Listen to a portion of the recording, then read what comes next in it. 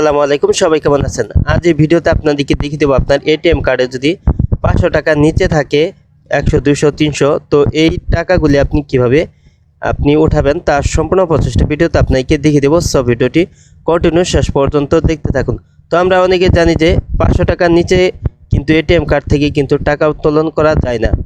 তো সর্বনিম্ন 500 টাকা কিন্তু ওঠানো যায়। তো আজ ভিডিওতে আপনাদেরকে দেখিয়ে দেবো 500 টাকার নিচে টাকা থাকলে আপনি কিভাবে উত্তোলন করবেন। তো এর জন্য আপনি যে কাজটি করবেন, আপনার ফোনে থাকা সেলফিন সফটওয়্যারটি ওপেন করে নেবেন। তো আমি ইসলামী ব্যাংকের টাকা কিভাবে উত্তোলন করতে হয় তো এটার মাধ্যমে আপনাদেরকে দেখিয়ে দিচ্ছি। তো আপনার ফোনের সেলফিন সফটওয়্যারটি ওপেন করে নেবেন, তারপর এখানে আপনার পিন নাম্বার দিয়ে অবশ্যই লগ ইন করে নেবেন।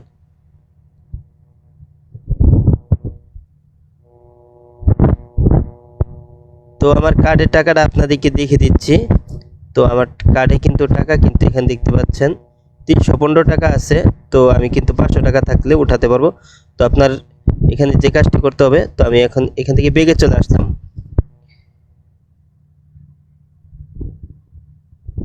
তো তারপর এখানে আছে 2 নম্বর অপশনে আছে ফান্ড ট্রান্সফার। তো এখানে আপনি টাচ করে দিবেন। তো এখানে আপনি অনেকগুলো অপশন দেখতে পারবেন। তো এখান থেকে আপনি বিকাশ এটা সিলেক্ট করে নিতে পারবেন, অথবা এখানে নগদ আছে। তো এই দুইটা থেকে যে কোনো একটি সিলেক্ট করে নিতে পারবেন। তো আমি এখন নগদের মাধ্যমে কিভাবে আপনার টাকাটা উত্তোলন করবেন এখন থেকে দিচ্ছি। তো আপনার যে এটিএম কার্ডে যে 500 টাকা নিচে টাকাটা আছে, তো এটা আপনার নগদে ট্রান্সফার করে নিতে হবে। তো আপনি এখানে নগদটা সিলেক্ট করে নেবেন। তো সিলেক্ট করার পর এখানে আপনার নগদ নাম্বারটি আপনি এখানে বসিয়ে দেবেন। তো আমার নাম্বারটি বসিয়ে দিচ্ছি। তো এখানে আপনার নগদ অ্যাকাউন্টের মোবাইল নাম্বার বসিয়ে দিয়ে তারপর নিচে নেক্সটে টাচ করে দিবেন। তারপরে এখানে আপনি অ্যামাউন্টটা বসিয়ে দিবেন। তো আমি এখানে অ্যামাউন্টটা বসিয়ে দিচ্ছি, 200 বসিয়ে দিচ্ছি। তো অ্যামাউন্টটা বসিয়ে দিয়ে আপনার এখানে নিচে নোট এই অপশনে আপনি যে কোনো কিছু একটি ইংরেজিতে সংখ্যা লিখে দিবেন। তো সাপোজ আমি এগুলো লিখে দিলাম। তো আমার এখানে সেলফিন আছে, তারপরে অ্যাকাউন্ট আছে, তারপরে কার্ড আছে, এমকেশ আছে। তো আমার অ্যাকাউন্টে টাকা আছে, তো আমি অ্যাকাউন্টটা সিলেক্ট করে নিলাম। তারপর এখানে এটা আমি সিলেক্ট করে নিলাম।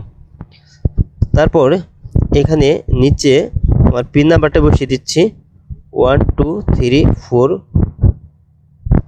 তো পিন নাম্বার বসিয়ে দিয়ে এখানে আমি সাবমিটে টাচ করে দিলাম।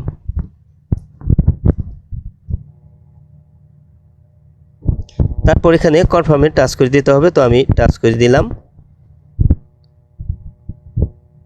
তো আপনার ওটিপি দিয়ে ভেরিফাই করতে হবে। তো আপনার ফোনে কিন্তু সিমটি থাকতে হবে। তারপর আমি এলাবে টাচ করে দিলাম। তারপর এখানে কনফার্মে টাচ করে দিলাম।